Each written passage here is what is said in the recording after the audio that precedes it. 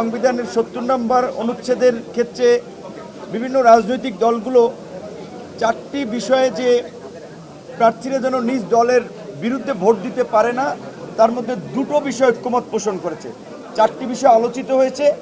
একটি হচ্ছে যে অর্থ বিল, আস্থা বিল, জাতীয় নিরাপত্তা, সংবিধান সংশোধন। কিন্তু অনেকেই বলেছে যে বাংলাদেশে এই পর্যন্ত যে কয়েকবার সংবিধান সংশোধন হয়েছে অনেকটা দল এবং ব্যক্তির স্বার্থে, কাজে এই ক্ষেত্রে এখানে পাশ করা ঠিক হবে না। জননিরাপত্তা বা জাতীয় নিরাপত্তার ক্ষেত্রে অনেকে দ্বিমত পোষণ করেছে। আমাদের দল থেকেও যেই দুইটা চিঠিতে উল্লেখ করা হয়েছে, অর্থ বিল এবং আস্থা ভোট, এই দুটো জায়গায় আমরা একমত পোষণ করেছি। ২ নম্বরে জাতীয় সংসদে যে 50টি স্থায়ী কমিটি, সংসদীয় কমিটি থাকে, সেই কমিটিগুলোতে আনুপাতিক হারে 50% বিরোধী দলের প্রতিনিধিত্ব দেওয়ার কথা হয়েছে, চারটি গুরুত্বপূর্ণ কমিটি সহ। সেটি তো সব রাজনৈতিক দলই মোটামুটি একমত পোষণ করেছে।